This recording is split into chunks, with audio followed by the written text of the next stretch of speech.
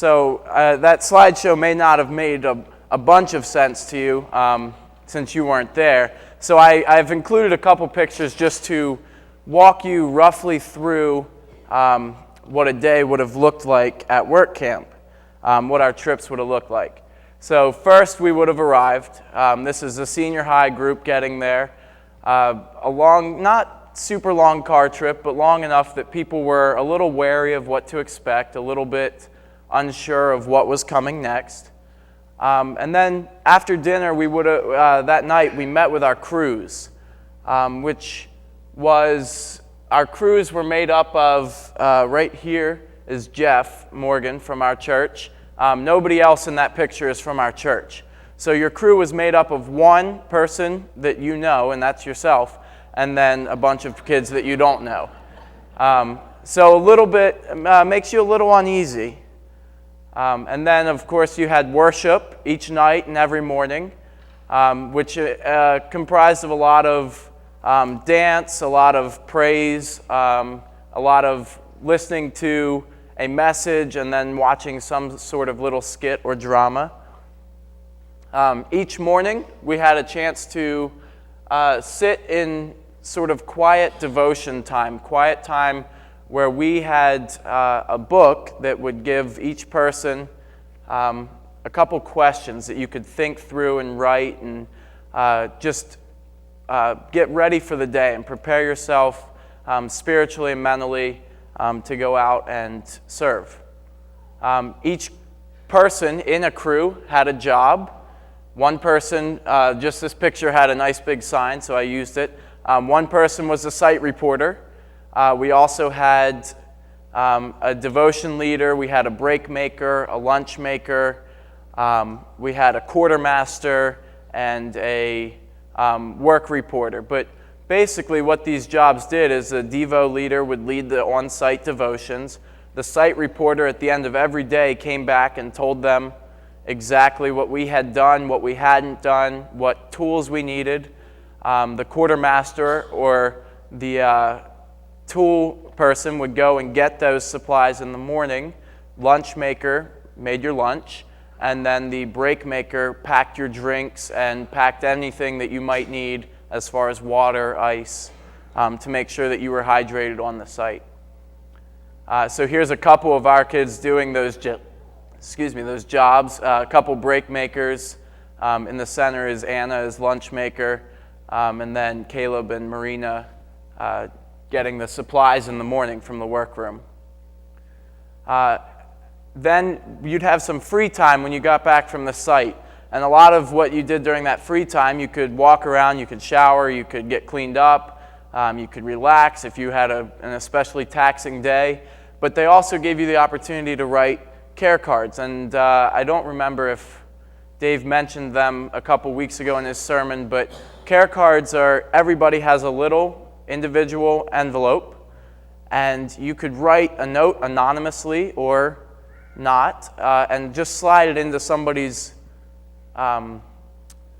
their care card envelope. And this note would say, I saw God through you today when you did this, or you were really great at working with this, or when you were talking to our neighbor, I really thought that was awesome. And you just, or I like your shirt or something like that. And you could slide it in there, and then at the end of camp, when we were going home, everybody received their envelope, and they could go back through and sort of see what other people had written to them. And we wrote them to everybody, including the man up in the upper left there is our neighbor, and our neighbor was the person we were serving. So even they had a care card envelope. So this is just one of the people we were serving, and the youth and the adults were able to even write then to the person they were serving and give them something to remember the week by. And of course there was time for, here's another, this was Anna's neighbors, two of their children. The little girl walks around with a walker. You saw her in one of the pictures on the ramp. That was Anna's job. They were building a ramp on this house so that she could more easily get in and out of the house. Here's a couple pictures of the middle school working. Their camp was a little bit different. Instead of doing a lot of physical building and labor, we did more of community service projects. A couple of these you see our teens working with at kids camps. They worked with kids who had special needs and they would go to these summer camps that were put on by the county, by the public schools there. Some of them, our kids worked in thrift stores, organizing and sorting. Some of them worked at food banks.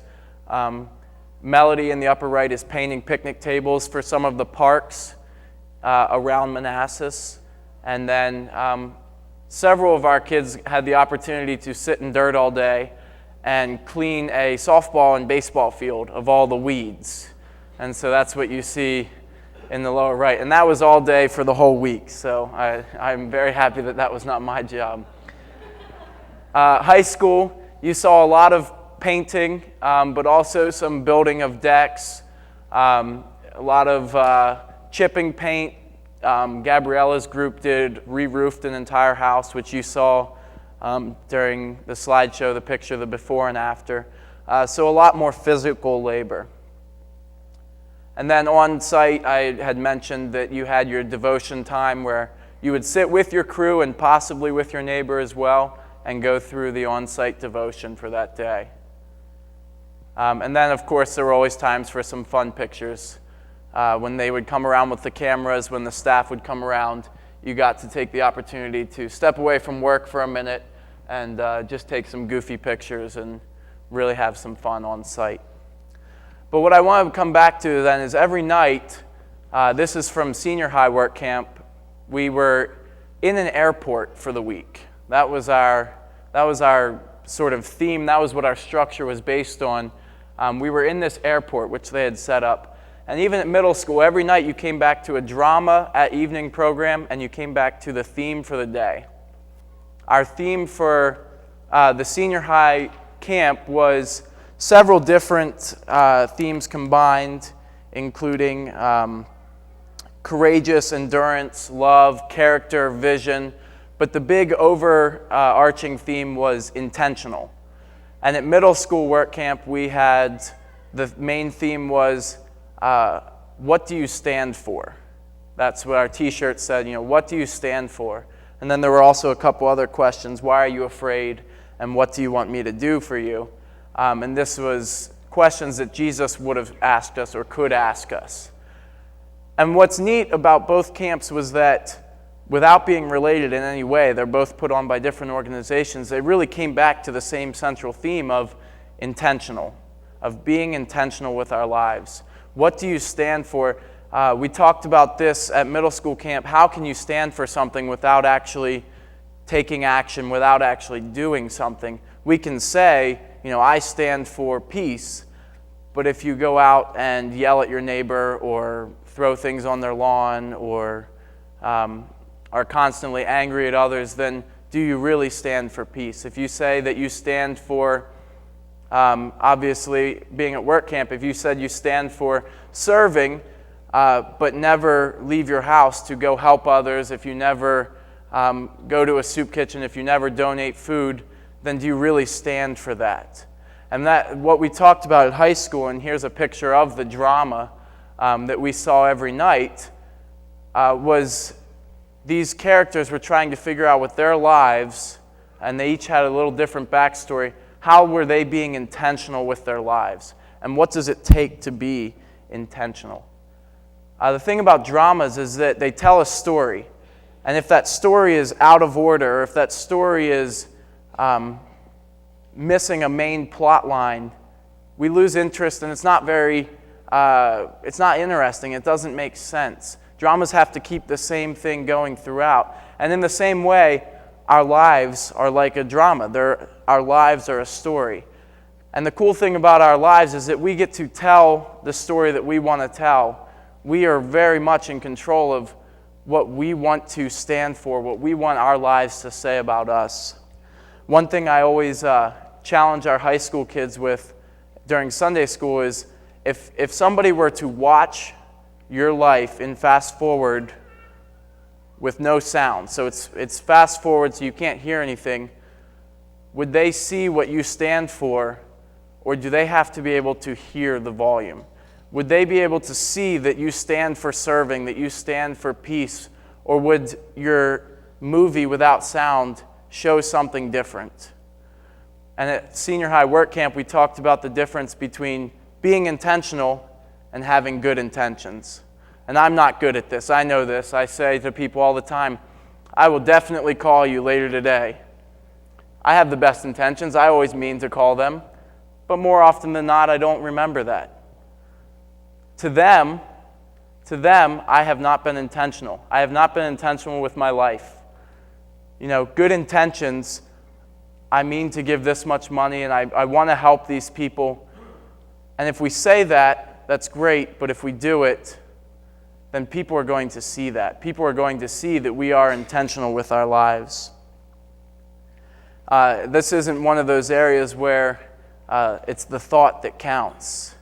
If we are thinking about praying, or we are thinking about how we're going to go to church on Sunday, or how we're going to serve, that doesn't accomplish the same thing as actually doing those things, as actually being intentional, having a plan for our lives, and doing that, following through on that plan.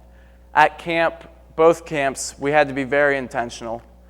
The job reporters, the site reporters, the work crew, the lunch makers, the break makers, if they weren't intentional every morning about making sure that things were set up, about making sure that they had their lunch made for the whole crew, then we didn't eat that day, or we didn't have devos that day, or we didn't get anything to drink. We had to be very intentional about making sure that the site reporter reported the exact tools that we needed, or we didn't accomplish much work. With middle school, we were intentional about, and high school, writing care cards.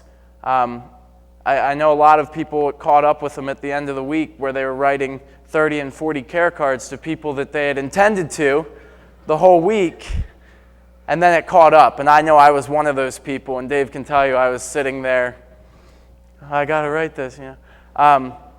There's another example of good intentions versus intentional. We had one student open up their care card envelope, take a care card out. The first one she took out and said, "Oh, I meant to write them a card." And so immediately, first card, she said, I meant to do that. I had that good intention. I meant to do that, and I didn't. And so just throughout the week, we really learned about intentional. And so this is where I ask, are our lives intentional? Do we have a plan? Are we living for God? Are we living in a way that others can see what we are doing, can see our light, and know, without us telling them, that we are serving a higher power, that we are living our lives for Jesus Christ? Let your light shine before others so that they may see your good works and give glory to our God in heaven. Amen.